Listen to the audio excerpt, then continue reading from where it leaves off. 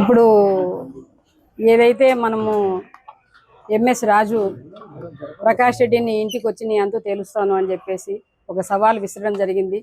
అది దానికి ఈరోజు గడువు పెట్టడం జరిగింది. దానికోసం చెప్పేసి మా కార్యకర్తలు మా ఇండ్ల దగ్గరికి వస్తుంటే పోలీసు వాళ్ళు అడ్డుకుంటారు, వెహికల్స్ రాకుండా అడ్డుకుంటారు, జనాల్ని రాకుండా అడ్డుకుంటారు. ఎన్ని రకాలుగా ఇబ్బందులు పెట్టాలంటే అన్ని రకాలుగా ఇబ్బందులు పెడతారు. కానీ పైటాల శ్రీరామ్ దగ్గర వాళ్ళ ఇండ్ల దగ్గర బయట 15-20 వెహికల్స్, 100 కొద్ది వెహికల్స్ ఎట్లా అలౌ చేస్తారండి? ఎంఎస్ రాజు ఇంటి దగ్గర ఎట్లా వెహికల్స్ అలౌ చేస్తారు? అంటే ప్రభుత్వం వాళ్ళకు సహకరిస్తుందని చెప్పేసి ప్రత్యక్షంగా కూడా మీరు చెప్పడమా? ఇది పోలీసు వ్యవస్థ పూర్తిగా వాళ్ళ వాళ్ళకి అండగా ఉంది అని చెప్పడమా ఇది? ఇప్పుడు మా ఇంట్లోకి వస్తున్నారు, ప్రకాష్ రెడ్డి ఇంట్లో ఉన్నాడు, ప్రకాష్ రెడ్డిని మేము వెతకాలా అని అంటున్నారు. పర్మిషన్ తీసుకోండి, రండి, ఇంట్లోకి మేము స్వాగతిస్తాము. అంతేగాని చెప్పేసి వెనకిండ్లలో నుండి గోడలు దూకి ఇష్టానుసారము గోడలు దూకి లోపలికి వచ్చి ఉమెన్ ఇంట్లో ఉంటే కూడా మీరు మీ ఇష్టానుసారం మగవాళ్ళు ఎట్లా వస్తారండి? పోలీస్ అధికారులు మీకు తెలియదా? మీరు ఇంట్లో లేడీస్ ఉంటారు, వాళ్ళు వచ్చేటప్పుడు కనీసం ఉమెన్ ను తీసుకురావాలి, ఉమెన్ కానిస్టేబుల్స్ తీసుకురావాలని మినిమం కామన్ సెన్స్ లేదా అండి మీకు? నేను వచ్చి గొడవ చేస్తే పైకి వచ్చి మీరు ఎట్లా వస్తారండి, లోపలికి వస్తారని చెప్పి అడిగితే అప్పుడు మీరు ఉమెన్ ను పిలిపిస్తారా? అంటే మీరు ఉమెన్ లేకుండానే ప్రకాష్ రెడ్డి ఇంటికంటే మీరు డైరెక్ట్ గా రావాలని చెప్పేసి మీ నిర్ణయం. అంటే అంత సహకరిస్తున్నారా మీరు? ఈ ప్రభుత్వాలు ఇట్లే ఉంటాయనుకుంటున్నారా? సవాలు విసిరింది ఎవరు? మేము సవాలు విసిరామా? గౌరవంగా మాట్లాడినాడు ప్రకాష్ రెడ్డి గారు ప్రెస్ ముందర. బాబు తమ్ముడు అని మాట్లాడితే నువ్వు నా కొడక అని మాట్లాడి ఈరోజు ఇంతమంది మార్బలాన్ని ఎందుకు దుర్వినియోగం చేస్తున్నావు? నీ నోటి దులతో కదా నువ్వు భస్మాసురుడివి. రాజు చెప్తున్నా, భస్మాసురుడివి నువ్వు. ఏ నోటితో అయితే పైకి వచ్చినావో ఆ నోటితోనే నువ్వు పతనం అయిపోతావు. నీ పతనానికి నాంది నువ్వు ప్రకాష్ రెడ్డి గురించి మాట్లాడడం. ఎట్లా మాట్లాడతావయ్యా నువ్వు? నోటికి ఎంత మాట వస్తే అంత మాట మాట్లాడతావా? ఎవరు నిన్ను మాట్లాడే వాళ్ళు లేరు, అడ్డుకునే వాళ్ళు లేరని నిన్ను ఎందుకు మాట్లాడిస్తున్నారని చెప్పేది కూడా నువ్వు ఆలోచన చేయాలి కదా. ఏం మాట్లాడినాడు నిన్ను? దానికోసం చెప్పి పోలీసులు ఇంతమంది పోలీసు వ్యవస్థను దుర్వినియోగం చేస్తున్నాం కేవలం నీ నోటి దూల వల్ల. ఇన్ని రోజుల్లో 2 సంవత్సరాలలో ఏమీ మాట్లాడలేదే మేము? మా 5 సంవత్సరాల ప్రభుత్వంలో కూడా నిన్ను ఏది ఛాలెంజ్లు విసరలేదే, ఏ తెలుగుదేశం నాయకుడికి కూడా విసరలేదే. మీరు ఎందుకు ఇంత దుర్భాషలు మాట్లాడుతున్నారు?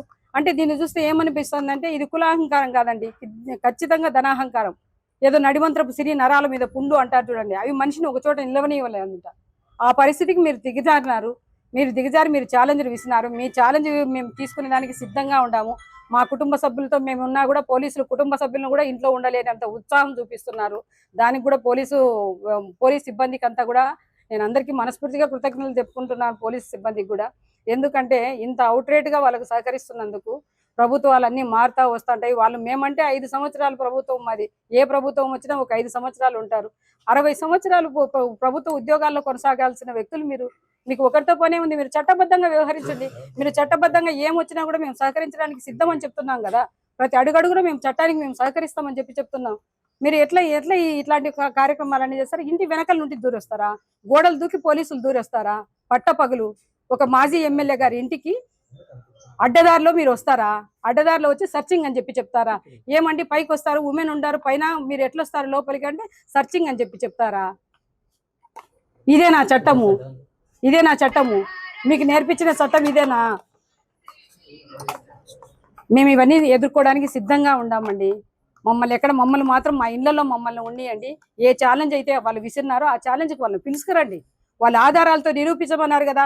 ప్రతి ఆధారము ప్రకాష్ రెడ్డి గారు ప్రెస్ మీట్లో ఏ ఆస్తిపాస్తులు అయితే తను కొన్నాడు అని చెప్పి మాట్లాడినాడో ప్రతి ఒక్క ఆస్తికి మేము ఆధారాలు చూపిస్తాం. అతను కూడా అంత గౌరవమైన పదవుల్లో ఉన్నాడండి.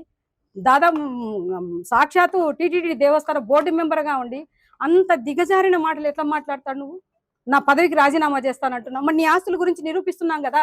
నీ పదవికి రాజీనామా చేస్తావా? మరి నువ్వు నీకు అడ్డగోలుగా పదవులు వచ్చినాయని చెప్పేసి అంత అయాచితంగా నీకు పదవులు వచ్చినాయి కాబట్టి దానికి విలువ లేకుండా మాట్లాడతావా? వెంకటేశ్వర స్వామి సాక్షిగా అంటావా? సాక్ష్యాలు వెంకటేశ్వర స్వామికి, మీకు జనాలకు అవసరమేమో, వెంకటేశ్వర స్వామికి సాక్ష్యాలు అవసరం లేదు కదా. ఆయన కూడా చూసుకుంటాడు ఏది మంచిది, ఏమి చెడ్డది, ఏం జరుగుతుంది ఇక్కడ అని చెప్పేసి. ఖచ్చితంగా మేము ఎదుర్కోవడానికి సిద్ధంగా ఉన్నామండి. వాళ్ళకు కూడా ఈ మెసేజ్ పంపించండి. ఎట్టి పరిస్థితుల్లోనూ మేము తగ్గే ప్రసక్తే లేదు. పోలీసులు కూడా మాకు ఏ న్యాయం అయితే వర్తిస్తుందో అదే న్యాయం వాళ్లకు వర్తింపజేయండి దయచేసి. మా మీద మాత్రం అత్యుత్సాహం శేఖర్ రెడ్డి మీద కేసులు పెట్టినట్టు, ప్రకాష్ రెడ్డిని అటెంప్ట్ చేయించినట్లు, లేకుంటే ప్రకాష్ రెడ్డిని గన్మెన్లు తీసుకున్నట్లు అంత ఈజీగా ఈ పరిస్థితిని అయితే తీసుకునే పరిస్థితి లేదు. ఎందుకంటే రాజకీయం వరకే ఉన్నింది.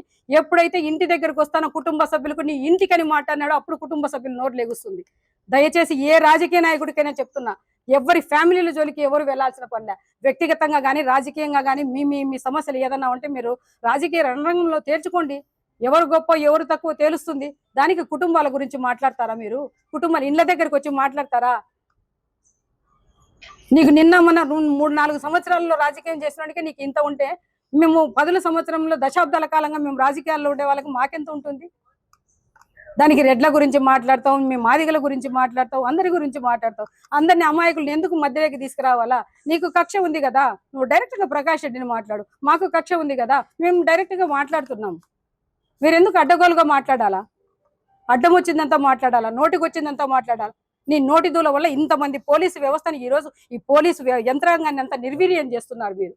ఇట్లాంటి పనులకు అన్ని పోలీసులను మనం ఉపయోగపెట్టుకోవాల్సింది ప్రజా ప్రయోజనాలకు ఉపయోగపెట్టండి, సంక్షేమానికి ఉపయోగపెట్టండి, ఏదైనా దేశాభివృద్ధికి రాష్ట్ర అభివృద్ధికి ఉపయోగపెట్టండి. ఇది జరుగుతున్న ఏ పరిణామం బాగలేదండి. వాళ్ళపైన కూడా తగు చర్యలు తీసుకోవాలా. ఈ రకంగా మాట్లాడినందుకు రాజు కూడా బహిరంగంగా ప్రకాష్ రెడ్డికి క్షమాపణ చెప్పాలని నేను కోరుకుంటున్నాను. ఇది 100% నేను వాళ్ళ కులస్తులకైనా నేను చెప్తున్నా, ఇది మీకు మంచిది అనిపిస్తేనే మీరు కూడా సోదరులు ఆలోచన చేయాలి. ఒక్కసారి ఏం మాట్లాడినాడు అతను, అబ్బాయి ప్రకాష్ రెడ్డి గారు ఏం మాట్లాడినారు, మీ సోదరుడు ఏం మాట్లాడినాడు అనేది ఒకసారి పరిశీలించాలా. మీ వెనకల ఎవరుండి నడిపిస్తున్నారో అంత వివేకం లేకుండా మీరు ఎట్లా ప్రవర్తిస్తున్నారు? మీకు ఏం సంబంధం అని మీరు ఇంత ఇన్వాల్వ్ అయినారు? మీకేం సంబంధం అని ఇన్వాల్వ్ అయినారు? మీరు ఎందుకు మిమ్మల్ని ఇంతగా ఇన్వాల్వ్ చేస్తుంది? మిమ్మల్ని ఎందుకు వాడుకుంటున్నారు? మేము ఎక్కడ వాడుకోవడం లేదు. డైరెక్ట్ గా మేము ఏ వ్యక్తిని అయితే కావాలనుకుంటున్నా ఆ వ్యక్తికి మేము ఛాలెంజ్ చేస్తున్నాము.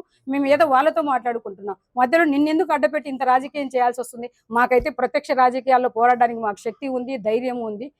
మా వెనకల కార్యకర్తలు ఉన్నారు, జగన్ సార్ ఉన్నారు, మేము పిలిస్తే కార్యకర్తలు మాకు ఉన్నారు.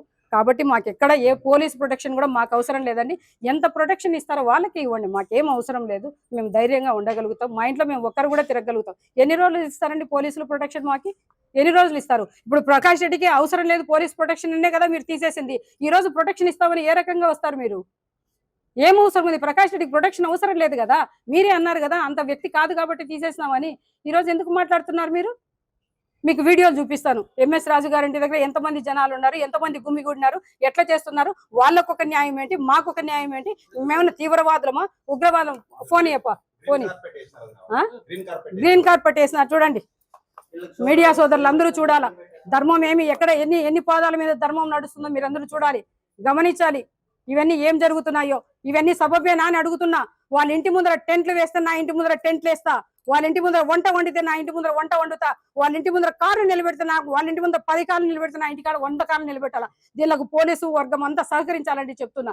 ఎవరికైనా అదే ఒకటే న్యాయం. డిఎస్పీ గారు కింద ఉన్నారు, అందరికీ సమన్యాయం అంటున్నారు. డిఎస్పీ గారితో కూడా ఈ విషయం చూపించి చెప్తాను, విజువల్స్ కూడా చూపించేసి డిఎస్పీ గారికి కూడా న్యాయం కోరుతాను. అది న్యాయం అనిపిస్తే కూడా నేను చెప్తాను. చూడండి, ఒక్కసారి చూడండి దయచేసి, ఒక్కసారి ఎంత గ్రీన్ కార్పెట్ చూడండి. మీడియా సోదరులందరూ ఈ విషయాన్ని గమనించాలి. చూడండి, గ్రీన్ కార్పెట్ చూడండి, గ్రీన్ కార్పెట్ చూడండి. అంటే అధికారం ఎంత బలంగా పనిచేస్తుందని చెప్పడానికి ఇది ఒక నిదర్శనం అండి, గ్రీన్ కార్డు పెట్టడం.